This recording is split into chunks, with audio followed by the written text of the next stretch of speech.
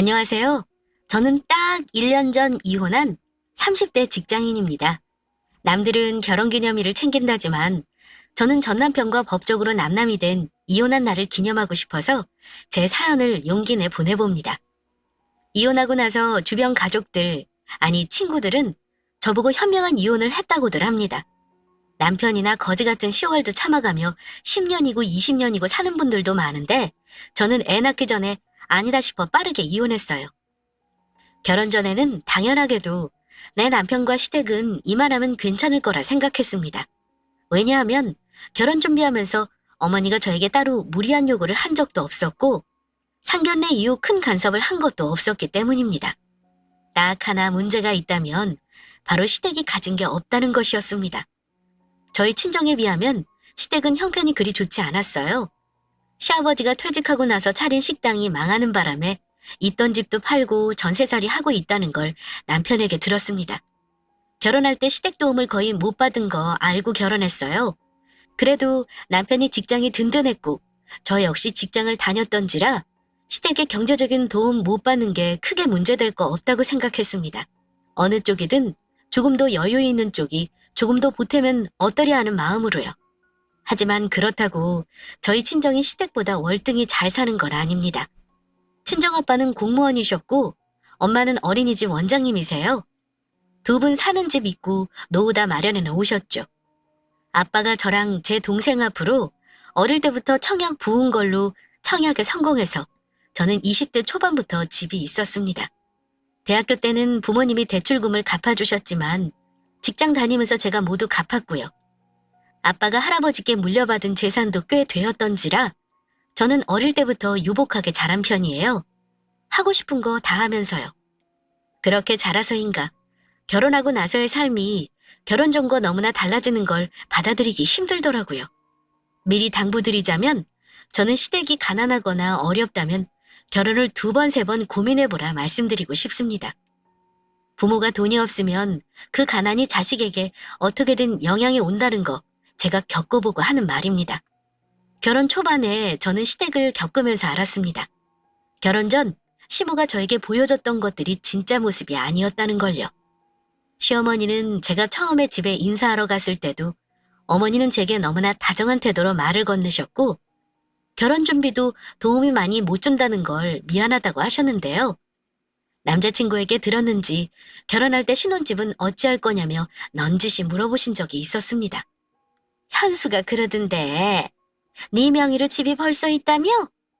얘기 들었겠지만 우리가 너희 집 해줄 정도로 지금 여유가 있는 형편이 안 돼.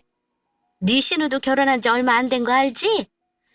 그 애가 먼저 결혼하는 바람에 상황이 이렇게 돼서 어쩌면 좋냐?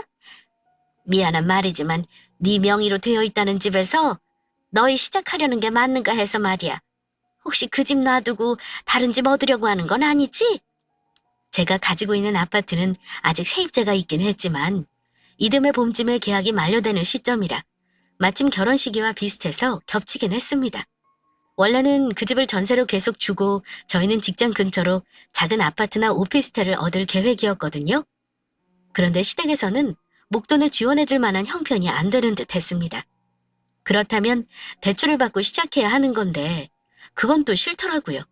그래서 저도 이미 고민했던 거라 어머니께 말씀을 드렸습니다. 네, 어머니. 내년 봄에는 전세 계약이 끝나서요. 세입자 나가고 나면 저희가 들어가서 살면 될 것 같아요. 이미 현수 오빠랑 상의한 거니까 집 문제는 너무 걱정 안 하셔도 돼요. 어머, 그러니? 다행이구나. 내가 그것 때문에 며칠 밤을 잠을 못 잡지 뭐니. 근데 마침 현수가 집은 걱정 말라 그러면서 네가 집이 있다고 하는 거야. 네가 분양받은 그 아파트 역 근처라서 처음보다 많이 올랐다 그러던데. 정말 어쩜 그리 똑똑하게 준비를 해놓은 거니? 네 명이라는 아파트 그거 얼마인가 알아봤는데 지금 팔아도 집 2채는 거뜬히 사겠더라. 다 저희 부모님 덕분이죠. 저 어릴 때부터 준비해 주신 거라서요. 어머니는 제가 소유한 아파트에 대해 이미 가격 조사까지 끝내놓으신 듯 했습니다. 그때는 저희 신혼집 문제 때문에 고민을 많이 하셨나 보다 했을 뿐이었는데요. 결혼하고 나서 알게 된 건데 어머니는 제가 가진 집이며 저희 친정 재산에 대해 꿍꿍이가 많으셨던 분이었습니다. 아무튼 그때는 몰랐어요. 시어머니는 눈치 보는 정도까지는 아니지만 거의 저에게 맞춰주셨고 상견례 때도 양가 어르신들 오고 가는 대화에도 문제 없었습니다. 상견례에서 결혼 날짜 잡고 결혼 준비할 때 친정엄마가 딱 한 번 속내를 내비치신 적은 있었습니다. 너희 시댁은 아무리 그래도 아들 장가 보내면서 왜 돈 한 푼도 안 쓰려고 하는 거니? 그 집의 장남이고 첫 혼사인데 너무하지 싶다. 엄마가 많은 거 바라는 거 아니야. 어차피 시댁에서 하는 만큼 우리도 맞춰줘야 하는 거니 간소하게 하면 나도 편하고 좋지. 그래도 집을 우리가 하는데 너 예물이라도 좀 마음에 드는 거 해주셨으면 좋으련만. 엄마 말에 저는 괜찮다고 했지만 엄마 심정 이해 못하는 건 아니었습니다. 엄마는 딸 시집 보내는데 이것저것 못해줘서 안달인데 시어머니는 아들 장가 보내면서 돈 없다는 말만 하시고 너희들이 다 알아서 하라는 게 속상하셨던 모양입니다. 게다가 엄마 주변 친구들 결혼하는 거 보면 제가 유난히 기우는 결혼을 하는 것 같아 마음이 편치 않다고 하시긴 했습니다. 그래도 결혼하지 말라는 말은 안 하셨어요. 저의 의사를 가장 존중하시는 분들이기 때문에 내 입에서 싫다 소리 나오는 거 아닌 이상 부모님은 자식의 삶은 스스로 책임지게 지켜봐줘야 한다는 입장이셨습니다. 자잘한 문제 빼고는 큰 걸림돌 없이 결혼을 하긴 했습니다. 그렇게 결혼하고 나서 저는 남편과 내가 둘이서만 잘 살면 되는 줄 알았어요. 그런데 결혼하고 나서부터 전혀 다른 삶이 기다리고 있더라고요. 물론 싱글일 때와 똑같이 살려고 결혼하는 건 아니니 상대방의 가족이며 생활 방식이며 적응하고 받아들이는 건 당연한 거라 생각합니다. 하지만 결혼하고 나서 그 전과 180도 달라진 어머니의 태도를 감당하는 게 점점 버거워진다는 게 문제였습니다. 처음에 시누이와 함께 저희 신혼집을 구경하러 오셨을 때의 일입니다. 저는 나름 준비한답시고 음식도 해서 어머니와 시누이에게 대접하고 싶었는데요. 어머니는 저희 집에 들어오셔서는 집을 이리저리 둘러보시고는 생각지도 못한 잔소리를 시작하셨습니다. 아무리 내가 니들 보고 알아서 하라 그랬다지만 너도 참 안목이 없어도 너무 없는 거 아니니? 아니 가구며 가전이며 한 번 살 때 좋은 거 사서 쓸 생각을 해야지. 가구가 저게 뭐야? 저런 싸구려는 이사 한 번 하고 나면 다 부서져 버리겠구나. 가구랑 가전이 하나같이 싸구려라며 혀를 차셨고 심지어 냉장고는 용량이 적다며 타박하시기까지 했습니다. 순간 울컥했지만 꾹 참고 사정을 말씀드렸습니다. 어머니, 혼수는 현수 오빠가 거의 장만한 거예요. 제가 여기 세입자 내보내면서 보증금 돌려주느라 돈이 많이 없었거든요. 그래서 예산에 맞추다 보니 너무 비싼 건 못 샀어요. 하지만 제 말을 들은 어머니가 순간 불쾌한 표정을 지으시며 이러는 겁니다. 그래서 우리 아들이 산 거니까 잔소리 마라 이런 거야? 우리가 해준 게 없으니 가만히 있어라 이런 뜻으로 말하는 거네? 하며 갑자기 화를 내시길래 깜짝 놀란 저는 다급히 어머니에게 그런 뜻이 아니라고 죄송하다 사과드렸습니다. 그전까지는 저에게 싫은 소리를 거의 하신 적이 없었기에 저한테는 어머니의 잔소리에 적잖이 마음이 상했습니다. 그래, 보태준 거 없으니 나는 더 이상은 말 안 하마. 뭐 니들이 살 집인데 내가 더 말해서 뭐 하겠니? 그런데 같이 온 시누이와 어머니가 제가 식사 준비를 하는 동안 황당한 대화를 하는 걸 제가 듣고 말았습니다. 엄마, 이 집이 역세권에 초품하래. 분양은 3억대 있는데 지금 9억이 넘더라. 쇠언니 집은 충수도 높아서 더 비싸게 받을 수 있겠는데? 어머, 처음 분양받을 때보다 3배가 넘게 오른 거네? 세상에. 너희도 한 살이라도 젊을 때 이렇게 분양이라도 받아놓을 걸 그랬다. 그렇지? 아우, 엄마. 요즘은 돈 없으면 집도 못 사. 그냥 전세나 월세 살다가 돈 모아 집 사려고 해도 집값이 너무 올라버리니까 더는 못 사는 거지. 암튼 새언니는 정말 똑똑하게 잘해놓은 거네. 오빠가 복 받은 거지 뭐. 아, 나는 언제 내 집 마련하나 몰라. 지긋지긋한 월세살이 벗어날 수는 없을까? 얘는 그걸 말이라고 해? 너도 얼른 집 살 수 있어. 걱정 마. 엄마가 다 생각이 있으니까. 내 집을 두고 자기들이 왜 올랐느니 대화를 나누는 건지 살짝 불쾌했지만 못 들은 척했습니다. 실제로 그 뒤 대화는 거의 못 듣기도 했고요. 살짝 불쾌하긴 했는데 딱히 다른 사람에게 말하기도 그렇고 해서 그냥 넘겼던 기억이 납니다. 그런데 시댁과 저희 집이 30분 거리로 그리 가까운 편이 아니었는데 어머니가 신혼집에 오가는 일이 자주 있었습니다. 저한테 살림 간섭을 하시거나 자잘한 잔소리를 하는 건 참을 수 있었는데요. 유독 제가 힘들었던 건 시어머니가 은근히 경제적으로 기대는 일이 많다는 거였습니다. 제가 맏며느리인데다 아무래도 아들 하나뿐이고 또 집안 대소사를 다 챙겨야 하다 보니 저한테 의지하시는 부분이 많을 거라는 건 짐작했던 바였습니다. 그런데 결혼 후 첫 명절에 가족들이 다 모인 자리에서 시어머니가 제게 했던 말은 조금 충격적이기까지 했습니다. 이제 너는 우리 가족이 된 거니까 가족들 간에 어려운 일 있으면 서로 돕고 잘 지냈으면 한다. 결혼 전에 현수가 말했는지 모르겠다만 생활비를 받아 쓴 게 있어. 그래서 너희도 이달부터는 부모한테 효도한다 생각하고 매달 50만 원씩 보내주렴. 대뜸 매달 용돈을 달라고 하시는데 당황스러웠지만 일단 알겠다고 말씀드렸습니다. 남편은 당연한 듯 생각했는지 심지어 제가 그래도 100만 원씩 드렸는데 이거 가지고 생활이 되겠어요? 이러는 겁니다. 어머니는 아직 아버지가 돈벌이를 하고 있으니까 상관없다며 그 정도로 양심 없는 시어머니 아니라면서 호탕하게 웃으셨지만 모자간의 그 대화 듣는 내 속은 열불이 터질 지경이었습니다. 아무리 맞벌이를 한다지만 우리가 월에 1,000만 원을 버는 것도 아니고요. 저희 친정에서는 제가 용돈을 드린다고 해도 싫다고 마다하시는 분들이거든요. 그런데 매달 월급 받듯이 50만 원씩이나 되는 돈을 드려야 한다고 생각하니까 너무 화가 나는 겁니다.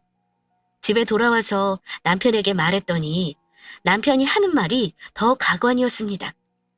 우리가 떼돈 버는 것도 아닌데 어떻게 월 50을 드려? 당신이 결혼하면서 쓴 카드도 아직 갖고 있는 거 어머님이 모르시나? 지금 당장은 조금 힘들다고 조금씩만 드리겠다고 말을 했어야지. 그런 말을 내가 하긴 어렵잖아. 결혼 전에는 내가 100만 원씩 드려도 잘만 살았어. 우리 둘이 그래도 500 넘게 벌면서 어떻게 부모님한테 50만 원도 안 주냐? 어머니도 우리 대출 같은 거 없다는 거 다 아시는데. 그럼 우리 부모님도 똑같이 드리지 그래?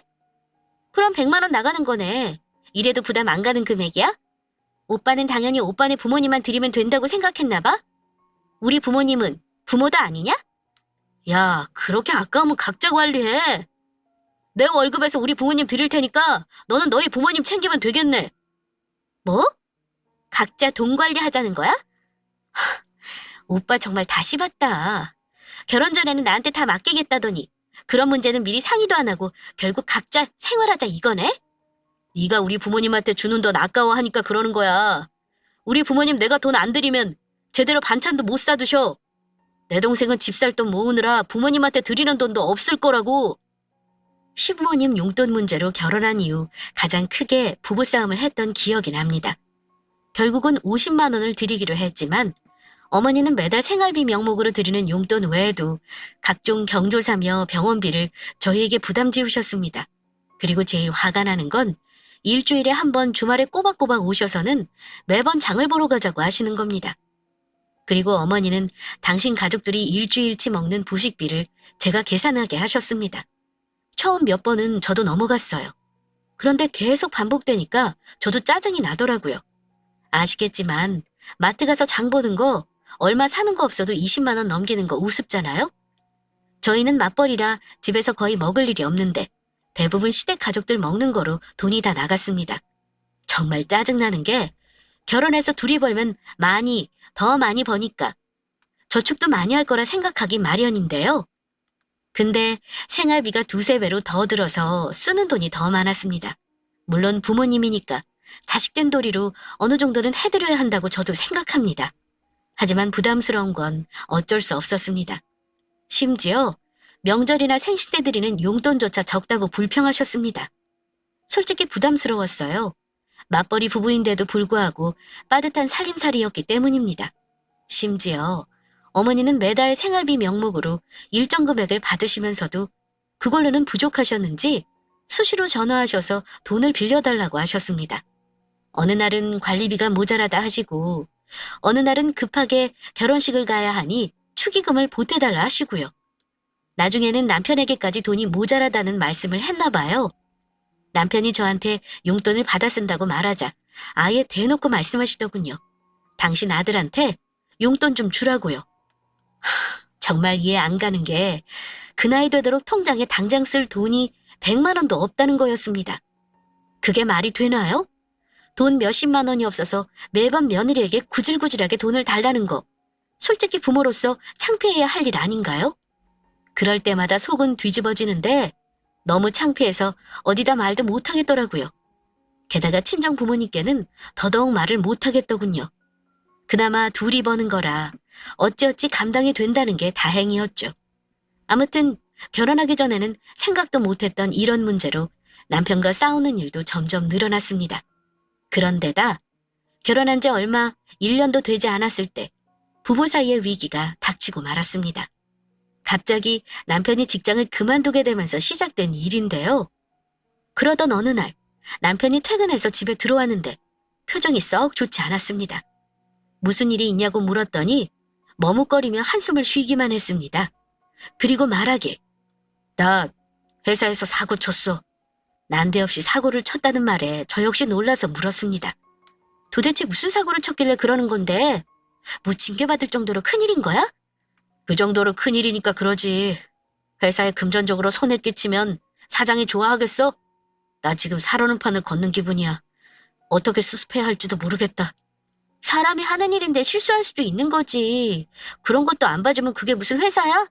막말로 회사 돈 훔치는 것만 아니면 살릴 일 없으니까 너무 걱정하지 마. 남편은 제 말을 듣고는 별다른 말도 없이 땅이 꺼져라 한숨을 쉬었습니다. 그 후로도 몇 날 며칠을 걱정을 하더니 얼마 지나지 않아 제게 청천벽력 같은 말을 하더군요. 다니던 회사에서 해고 통보를 받았다는 겁니다. 그것도 사장님한테 직접 들은 게 아니라 인사 담당 직원으로부터 전해 들었다고 하네요. 사연은 업무상 과실이었습니다. 그제야 자초지정을 들어보니 기가 막혔습니다. 남편은 회계부서였는데 회사 돈을 가지고 몇 번 장난을 친 모양이더라고요.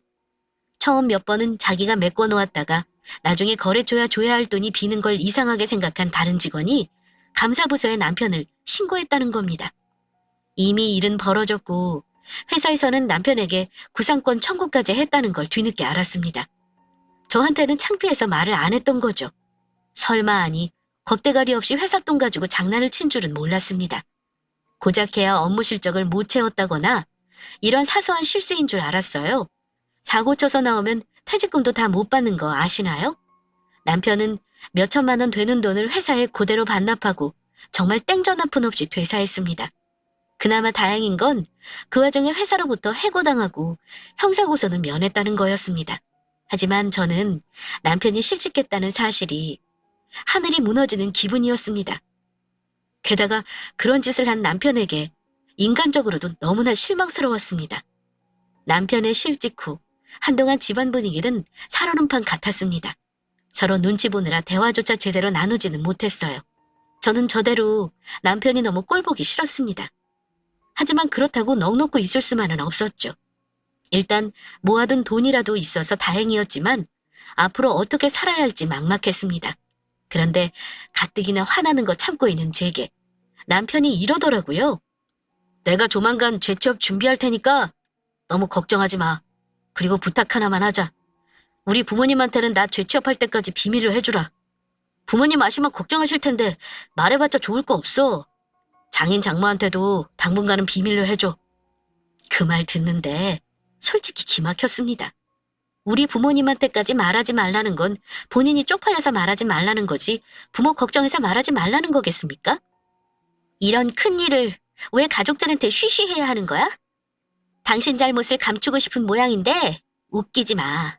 나는 부모님한테 바로 말할 생각이었어. 당장 다음 달부터 내가 버는 돈으로만 먹고 살아야 하는데 지금 나가는 돈 생각해봐. 내 월급으로 도저히 감당 못해. 그리고 부모님도 당연히 아셔야지. 당신이 잘못해서 그렇게 된 거잖아. 내가 왜 거짓말을 해야 해? 당신 이게 얼마나 큰일인 줄 아직 파악을 못하나 본데 이런 일은 이혼까지 생각할 일이라는 거 몰라? 우리가 뭐 망하기라도 했어? 남편이 직장에서 잘렸다고 이혼하겠다는 마누라가 세상에 어딨냐? 어쨌든 우리 부모님한테는 내가 말할 테니까 그 전까지 당신은 모른 척해. 우리 부모님한테는 내가 말할 거야.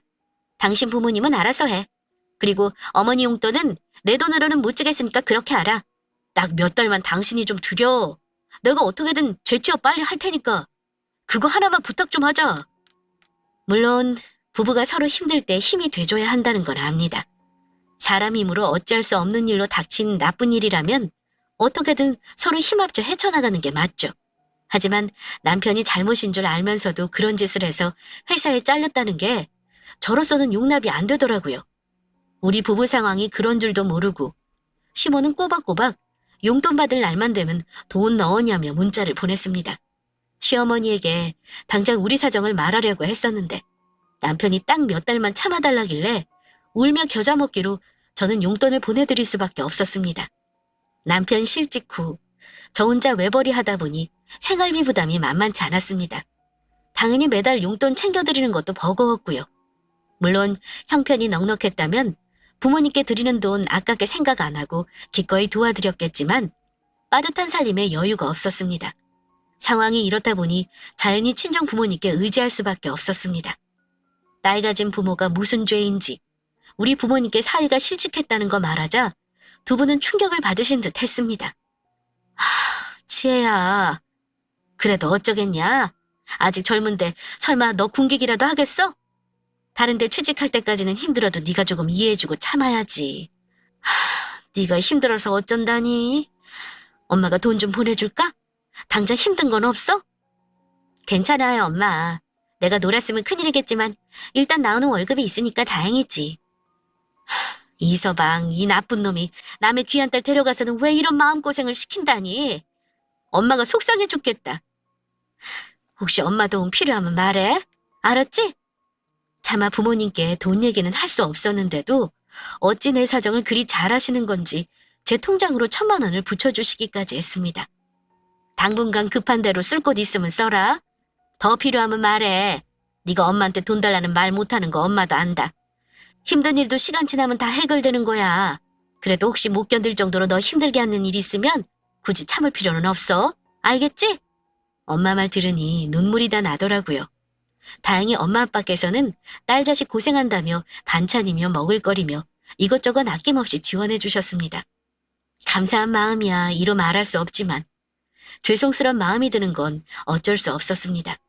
게다가 그 와중에도 자기 아들이 백수가 된 줄도 모르고 눈치 없는 행동을 하는 시모와 시누이 때문에 제 속은 말이 아니었습니다.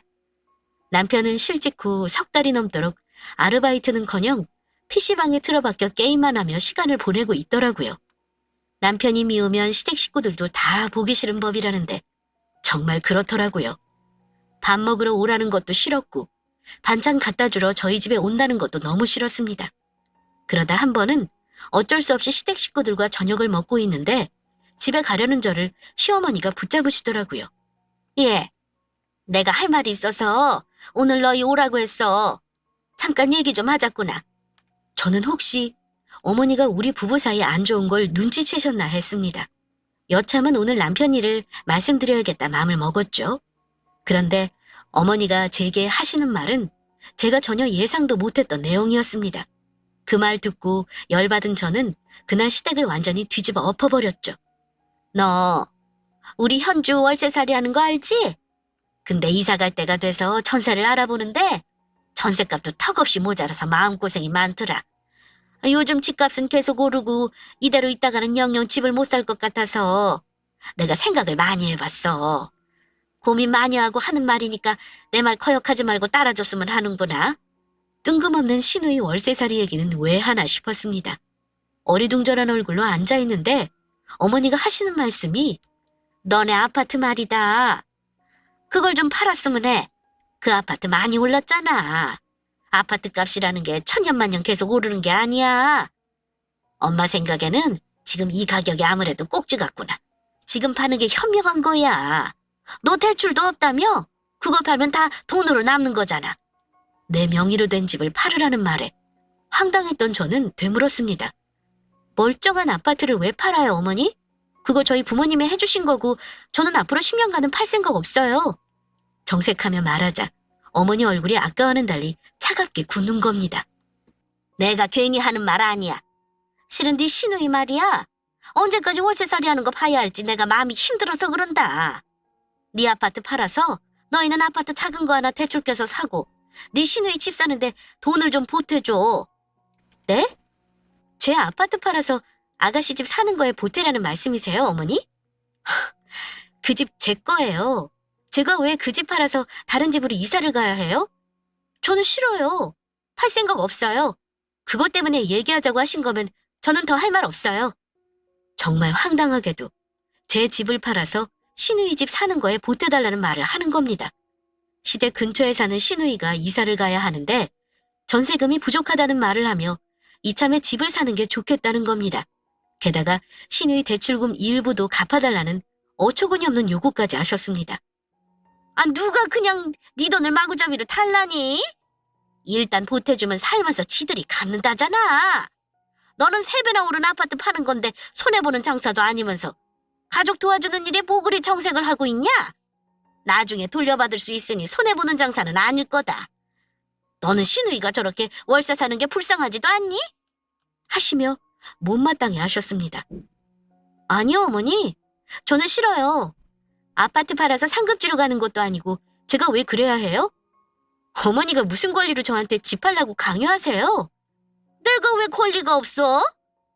우리 아들도 같이 사는 집인데 나중에 그 집 팔아서 다른 데 이사 가면 우리 아들도 대출 같이 갚을 거 아니냐? 그럼 내 아들도 당연히 권리가 있는 거야. 그 말 듣는데 그동안 참고 있던 화가 순간적으로 확 솟구치더라고요. 어머니, 저 결혼할 때 도와준 거 하나 없으면서 저한테 그런 요구하는 거 창피하지 않으세요? 결혼해서 1년 동안 매달 용돈에 어머니 장 보는 거 비용에 병원비까지 매번 제가 다 대드렸잖아요. 근데 제 집까지 탐내는 거 정말 과하다는 생각이 드네요. 그만 좀 하세요. 참다 못해 맺혀있던 말을 했는데 어머니가 제 말을 듣더니 자존심이 상했던 모양입니다. 갑자기 벌떡 일어나기까지 하시며 이러는 겁니다. 아무튼 나는 분명히 말했다. 너 집 팔아서 온 가족이 행복해지는 길인데 그렇게 고집 부리지 마. 정 싫다면 내 아들하고 살 이유가 있니? 우리 집 사정 나 몰라라는 며느리 나도 필요 없어.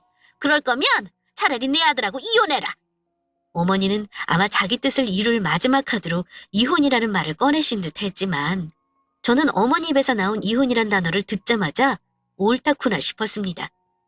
네? 이혼이요? 그깟 거 하고 말죠. 저도 마침 이놈의 집구석에 아주 질려버렸거든요.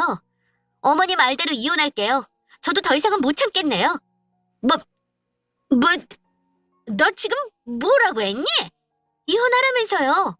어머니 말대로 이 집구석에서 며느리 노릇하는 거 사표 내겠다고요. 남편 노릇 못하는 어머니 아들 먹여 살리는 거 힘들거든요.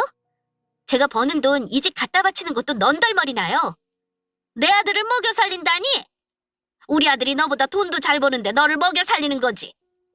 어머니는 제가 그동안 보이지 않았던 반응을 보이자 당황한 기색이 역력했습니다. 큰 소리가 나는 게 이상했는지 그때 마침 제 남편이 어머니 방으로 들어오더라고요. 그래서 남편에게 말했습니다. 마침 잘 들어왔네. 당신이 그랬지? 당신 부모한테는 직접 말하겠다고. 지금 말해. 안 그럼 내가 그냥 확 다 불어버릴 거니까. 그러자 남편은 우물쭈물하며 상황 파악을 하려는 듯 했습니다. 너 지금 시댁에서 이게 무슨 버르장머리니? 얘 현수야. 내가 얘한테 너희 집 좀 팔아서 네 동생 사는 집 그거 보태달라고 했다. 그게 무슨 큰 잘못이라도 된다니? 엄마가 그냥 달라는 것도 아닌데 그냥 펄쩍 뛰면서 싫다고 하는구나. 네 집사람 좀 데려가서 말 좀 잘해봐. 아이, 엄마. 저한테 미리 귀뜸이라도 해주시지. 이 사람한테 그런 얘기를 왜 해요? 너도 네 마누라랑 같은 생각인 거냐? 어머니가 노발대발 하길래 제가 그랬습니다. 당신 어머니한테 말 안 하겠다는 거야? 좋아. 그럼 내가 할게. 어머니 아까 이혼하라고 하셨잖아요. 저 이 인간이랑 이혼하려고요. 저는 집에서 놀고 먹는 사람, 눈 감아줄 만한 대인배가 아니라서요. 어머니 잘난 아들 회사에서 사고치고 잘렸거든요. 지금 제가 먹여 살리고 있고요. 어머니는 그것도 모르고 그동안 저한테 어쩜 그렇게 돈을 알뜰히 받아가셨어요? 제가 그때마다 얼마나 속이 뒤집어졌는 줄 아세요? 어떻게든 이 인간 죄 취업할 때까지는 참아보려고 했는데 안 되겠네요. 저한테 함부로 집까지 팔라고 한 건 정말 못 참겠어요. 어머니가 이혼하라고 한 거니 저는 그렇게 하려고요. 당신 아들이 실직했다는 말을 듣더니 어머니는 갑자기 자리에 주저앉으셨습니다. 대체 이게 무슨 말이냐? 현수나 말해봐. 그게 사실이야? 네, 엄마. 내가 재취업하고 나서 말씀드리려고 했어요. 죄송해요. 사정이 좀 있었어요. 그 좋은 직장을 왜 관둬? 너 아주 배가 불렀구나. 어머니는 심지어 아들이 제 발로 직장을 관둔 걸로 오해하시길래 제가 확실히 알려드렸습니다. 이 사람이 제 발로 사표 내고 나왔으면 퇴직금이라도 받았겠죠. 이 사람 회사 돈 가지고 장난치다가 잘렸어요. 그나마 사장님이 좋은 분이라 돈 반납만 받고 고소 면한 거라고요. 어머니 아들이 뭔 줄 아세요? 도둑놈이에요, 도둑놈. 어머니는 쓰러지는 신용을 내며 남편에게 기대더군요. 남편은 거의 울 듯한 얼굴이었습니다. 내 입으로 직접 말할 때까지 좀 기다려달라고 했는데 그걸 못 참고 이렇게 사달을 내냐? 하며 제게 원망의 말을 하길래 제가 그랬습니다. 너 같으면 네 명의 아파트 팔아서 처갓집 식구 집 사달라고 하면 네 알겠습니다 하고 사주겠어? 정말 당신네 식구 질린다. 어머니가 집 안 팔 거면 당신이랑 이혼하래. 너 당신이랑 이혼할 거야. 아예 여기 온 김에 오늘부터 당신은 여기 있어라. 내 집에 들어올 생각하지 마. 비번 바꿔버릴 거니까. 제가 사납게 쏘아붙이자 그제야 어머니는 조금 수그러든 태도로 제게 말했습니다. 아이 그건 내가 홧김에 한 말이야.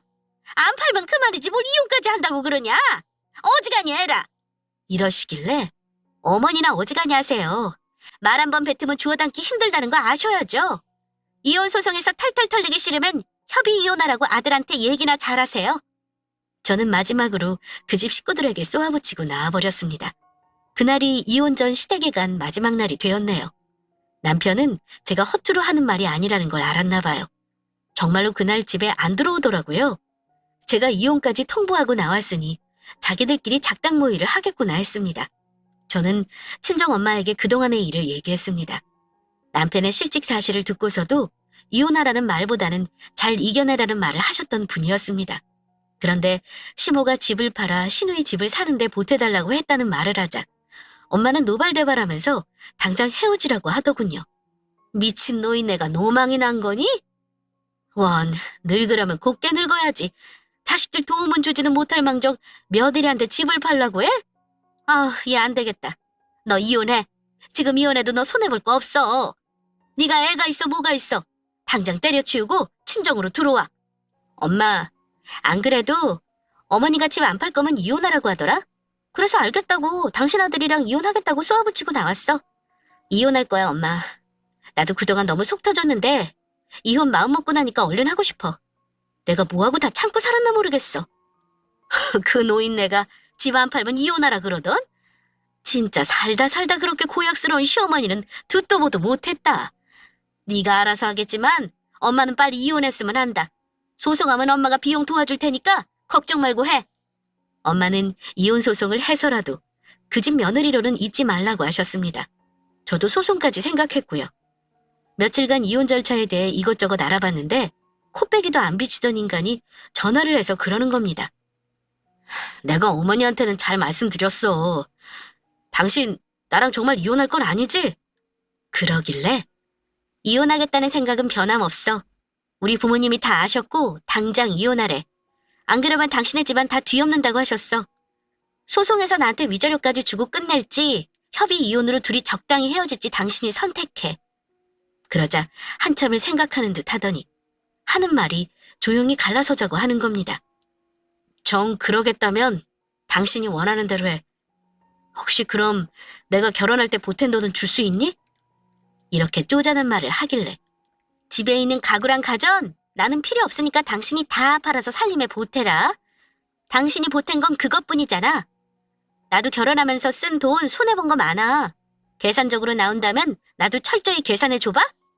한숨을 푹 쉬던 남편 놈은 전화를 끊어버리더라고요.